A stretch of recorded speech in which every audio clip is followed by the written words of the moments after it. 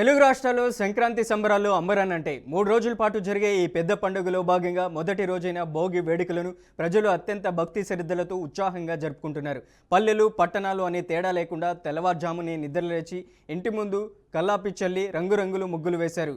పాత సామాగ్రిని పనికిరాని వస్తువులను మంటల్లో వేసి చెడును వదిలించుకొని కొత్త వెలుగులకు ఆహ్వానం పలుకుతూ భోగి మంటలు వేయడంతో పండుగ సందడి మొదలైంది.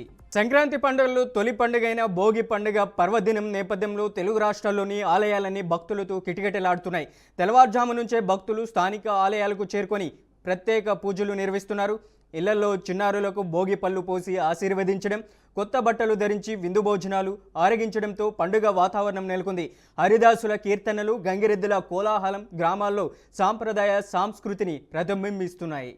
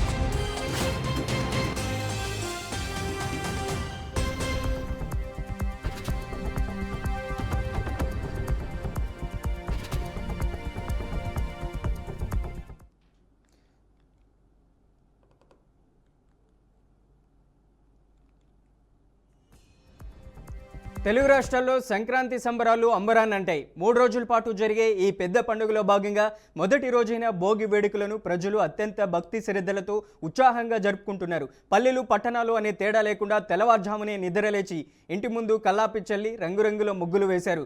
పాత సామాగ్రిని పనికిరాని వస్తువులను మంటలు వేసి చెడును వదిలించుకొని కొత్త వెలుగులకు ఆహ్వానం పలుకుతూ భోగి మంటలు వేయడంతో పండుగ సందడి మొదలైంది.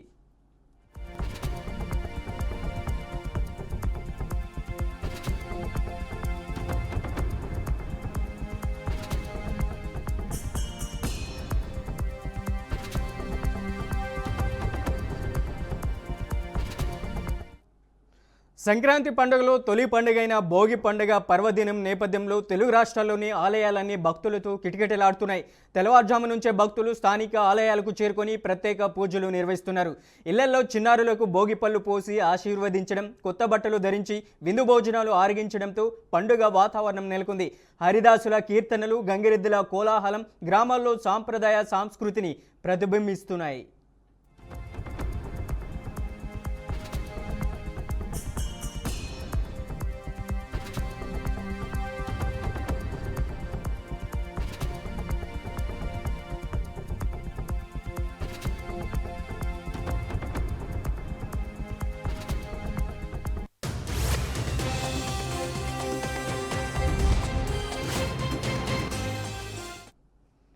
ప్రముఖ సినీ నటుడు మంచు మోహన్ బాబు నివాసంలో భోగి వేడుకలు ఎంతో సందడిగా సాగాయి.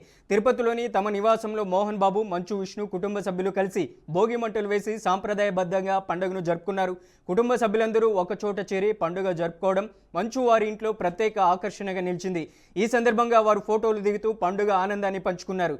ఇక అటు గుంటూరులో మాజీ మంత్రి అంబటి రాంబాబు ప్రత్యేక ఆకర్షణగా నిలిచారు.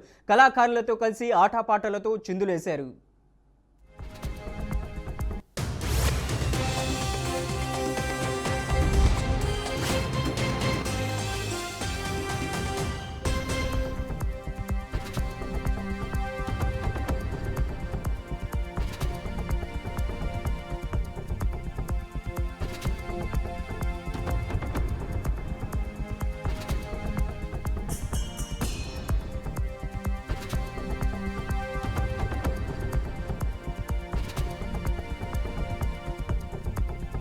ఆధ్యాత్మిక క్షేత్రం తిరుమలలో కూడా భోగి సంబరాలు వైభవోపేతంగా జరుగుతున్నాయి. తిరుమల తిరుపతి దేవస్థానం ఆధ్వర్యంలో శ్రీవారి ఆలయ ప్రధాన ద్వారం వద్ద శాస్త్రోక్తంగా భోగి మంటలు వేశారు. ఈ వేడుకల్లో టీటీడీ ఉన్నతాధికారులు, అర్చకులు మరియు పెద్ద సంఖ్యలో భక్తులు పాల్గొన్నారు. కలియుగ వైకుంఠం శ్రీ వెంకటేశ్వర స్వామి సన్నిధిలో జరిగిన ఈ వేడుకలలో భక్తులు ఆధ్యాత్మిక చైతన్యాన్ని నింపాయి.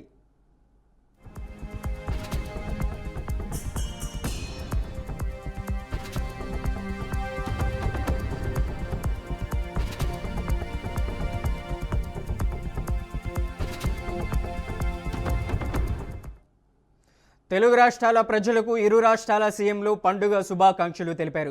తెలంగాణ సీఎం రేవంత్ రెడ్డి తెలుగు ప్రజలకు భోగి, సంక్రాంతి, కనుమ పండుగల శుభాకాంక్షలు తెలిపారు. భోగభాగ్యాలను అందించే భోగి, కొత్త కాంతులు తెచ్చే సంక్రాంతి పండుగలను అందరూ ఆనందంగా జరుపుకోవాలని ఆయన ఆకాంక్షించారు. ఇక సొంతూరులో పండుగ జరుపుకుంటున్న ఏపీ సీఎం చంద్రబాబు సంక్రాంతి ముగ్గులతో అలరారుతున్న తెలుగు లోగిళ్లలో భోగి పండుగ జరుపుకుంటున్న తెలుగు ప్రజలకు నా హృదయపూర్వక శుభాకాంక్షలు తెలిపారు.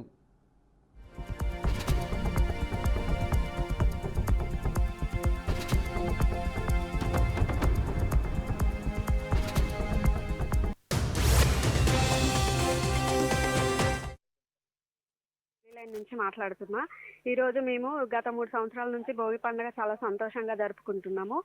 భోగి పండుగ అంటే సూర్యుడు దక్షిణాయనం నుండి ఉత్తరాయణంలోకి పోయే రోజు అండి ఇది. ఇంతకు ముందు వరకు దక్షిణాయనంలో మనం పడిన కష్టాలన్నీ, బాధలన్నీ ఈ భోగి మంటల్లో వేసేసి రాబోయే ఉత్తరాయణంలో మనం సుఖ సంతోషాలతో లైఫ్ లీడ్ చేయాలని చెప్పేసి ఈ పండుగ జరుపుకుంటున్నాము. ఇంకా ప్రకృతికి సంబంధించి మనకు పంటలు చేతికి వచ్చే రోజు అండి ఇది. రైతులకు సంబంధించిన పండుగ కూడా మనం అందరం కలిసి, ఇప్పుడు మా లైన్లో అందరం కలిసి చాలా సంతోషంగా జరుపుకుంటున్నాము. అట్లాగే అందరూ కూడా జరుపుకోవాలని కోరుకుంటున్నాను. ఇంకా అందరికీ భోగి పండుగ శుభాకాంక్షలు అండి. అందరికీ సంక్రాంతి అంటే ఇప్పుడున్న జనరేషన్స్ కి ఓన్లీ కొత్త బట్టలు, హర్షలు తినడమే అనుకుంటున్నారు. యాక్చువల్ గా సంక్రాంతి 3 రోజులు ఉంటుంది. 3 రోజుల్లో భాగంగా మొదటి రోజు భోగి. భోగి అంటే పాత సామాన్లతో పాటు మనలో ఉన్న చెడుని, బద్ధకాన్ని భోగి మంటల్లో వేసి కొత్త జీవితాన్ని ప్రారంభించే రోజు. అలాగే రెండో రోజు సంక్రాంతి, సూర్యుడు దిశని మార్చుకొని ఉత్తరం వైపు వెళ్లే రోజు. అలాగే పంట చేతికొచ్చి రైతన్నలు ఆనందించే రోజు. అలాగే పెద్దలకి దండం పెట్టుకునే రోజు కూడా ఇదే. మూడో రోజు కనుమ. మనకి సంవత్సరం అంతా కష్టపడి పనిచేసిన ఆవులకి, మన దూడలకి, వీటికి పూజలు చేసుకునే రోజు. ఇప్పుడున్న జనరేషన్ కి పండగ అంటే ఆనందం, కానీ సంక్రాంతి అంటే ప్రకృతికి మనం చెప్పుకునే ట్యాంక్. సంక్రాంతి అంటే ఇప్పుడున్న జనరేషన్స్ కి ఓన్లీ కొత్త బట్టలు, హర్షలు తినడమే అనుకుంటున్నారు. యాక్చువల్ గా సంక్రాంతి 3 రోజులు. ప్రతిరోజు బాగుండాలని కోరుకుంటాం భగవంతుడిని. అలాగే ప్రతి సంవత్సరం కొత్త సంవత్సరం బాగుండాలి, అలాగే సంక్రాంతి బాగుండాలి. సంక్రాంతి అంటే రైతు, మొన్ననే చెప్పాను, రైతు బాగుంటేనే మన దేశం బాగుపడుతుంది, మనం ఇటువంటి పండుగలు జరుపుకోవచ్చు.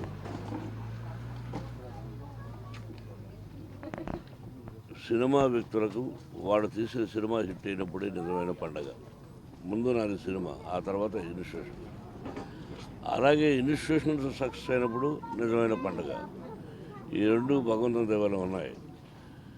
ఇప్పుడు ప్రజలకు అందరూ సుఖ సంతోషాలతో సౌభాగ్యంగా 100 సంవత్సరాలు క్షేమంగా ఉండాలని, కరువు కాటకాలు మనకు రాకూడదని, రైతు బాగుండాలని, మనందరం బాగుండాలని ఈ సంక్రాంతి శుభాకాంక్షలు సంతోషంగా జరుపుకోండి.